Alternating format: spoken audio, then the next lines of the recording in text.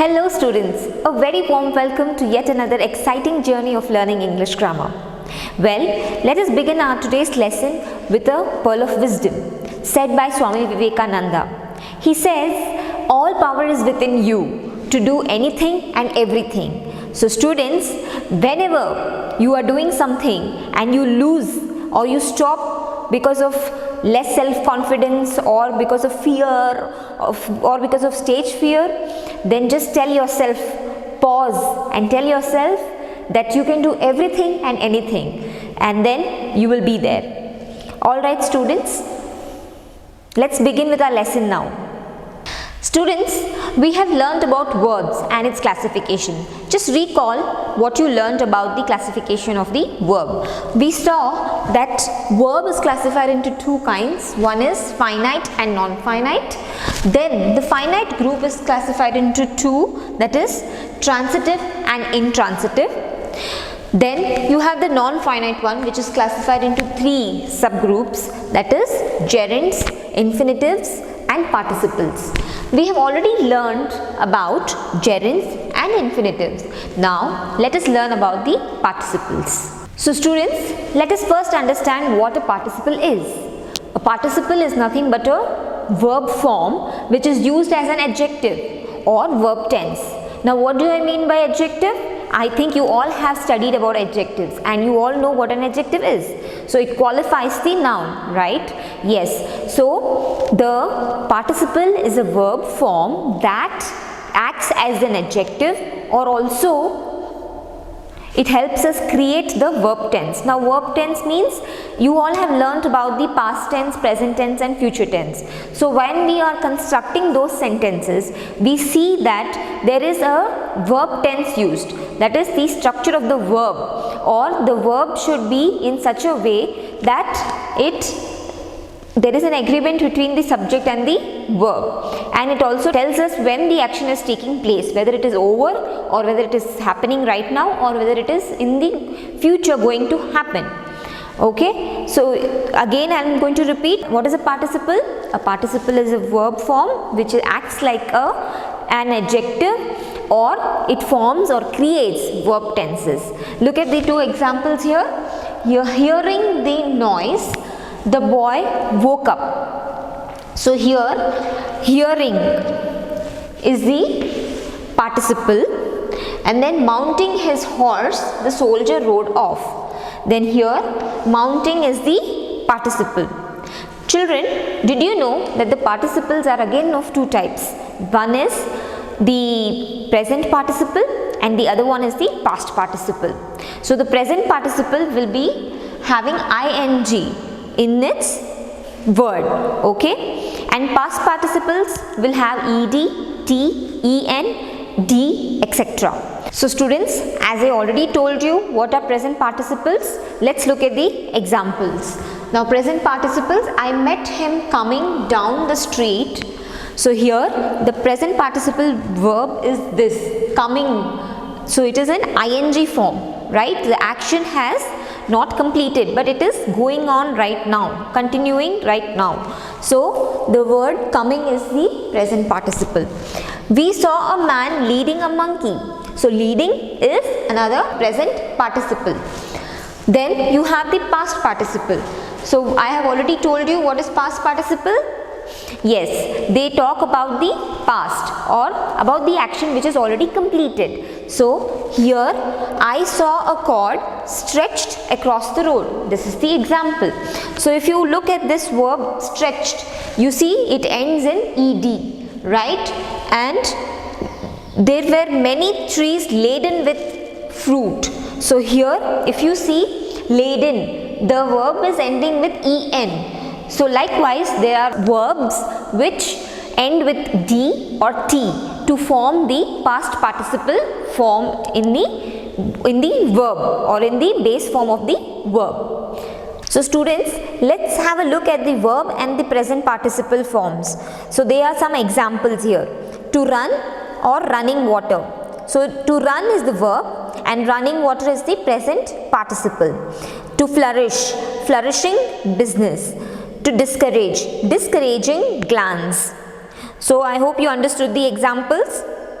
Now let's learn about the present participles used in the verb tenses. Students, we already know that there are three tenses, that is past tense, present tense and future tense, and each tense has a simple, progressive, perfect and perfect progressive tense, right? So let's look at these examples here. In the past tense, the past progressive tense example is I was talking. So if you observe here, talking is the verb which is ending in ing form, and this is nothing but the participle, present participle. And then past perfect tense, I had talked. So this is the past participle form. Then past perfect progressive, I had been talking. So the word talking is in the present participle form. Now let's look at the present tense. It is simple present tense, it says I talk. In present progressive tense, it says I am talking. So this talking again is the present participle form. Then present perfect tense, I have talked. Present perfect progressive tense, it says I have been talking. So here again you can see the example talking. Here it is present participle. The next four future tenses, that is simple future, I will talk. Future progressive, I will be talking. Again if you see, talking is the present participle. Future perfect tense, I will have talked. Then you have the future perfect progressive tense. Then example is I will have been talking. So this is another present participle.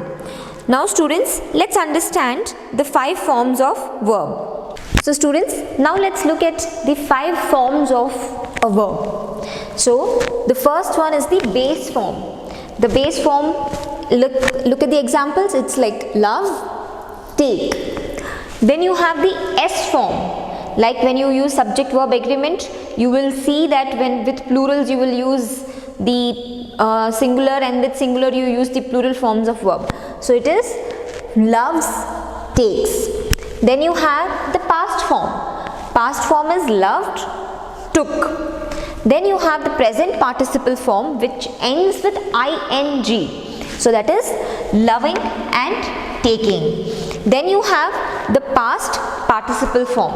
The past participle form, example, loved, taken. So it ends with ed, en, d, t, likewise, or en, like laden. We saw the example, right? Yes. So students, now let us look at the past participle form.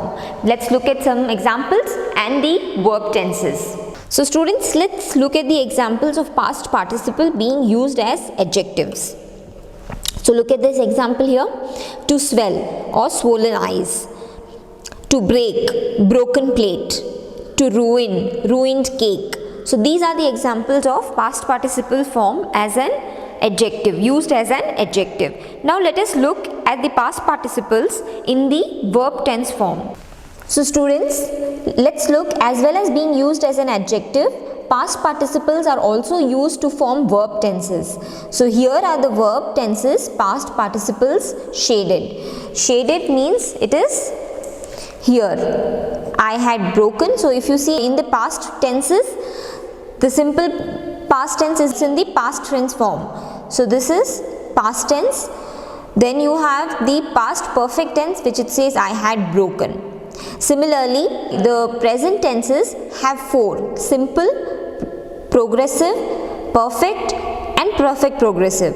So here if you see simple present tense, I break, this is the base form. Present progressive tense, I am breaking. Present perfect tense, I have broken. So this is the past participle form. Then you have the present perfect progressive tense which says I have been breaking. Now let's understand in the future tense, how does this sentence construct. Simple future tense, I will break. Future progressive tense, I will be breaking. Future perfect tense, I will have broken. So look at this word broken. This is nothing but the past participle form of a verb. Future perfect progressive tense, I will have been breaking. So students, I hope you have understood how the past participles are used in verb tenses. Now let's move on further with the next topic. Last but not the least, let's look at the difference between the gerunds and participles. Look at the example here. Running was tough on my knees. So running here is acting like a noun which ends in ing. But here if you see participles, there is no running water in the apartment. So this is a present participle used as an adjective. So what kind of water is what kind of water is not there in the apartment? It's the running water is not there. Next you see the example. I hate moving house. Right, moving is the gerund here. Now the next example is the ground was moving under our feet. So this is the present participle used for verb tense. So students, let's have a look at the mind map now. We have come to an end of the lesson. So let's have a look at the mind map here. What did we learn? To summarize or to sum up, what did we learn in today's chapter? We learned what participles are, right? And we learned the present participle, there are two kinds of participles. One is the present participle and another one is the past participle. So the present participle always ends in ing, right? The past participle ends in ed, t, en or d. Then we learned how these present and past participles are used as adjectives and to create or to form the verb tenses, right? We learned the examples, we saw the examples as adjectives, and we also saw the examples in the present, past and future tenses.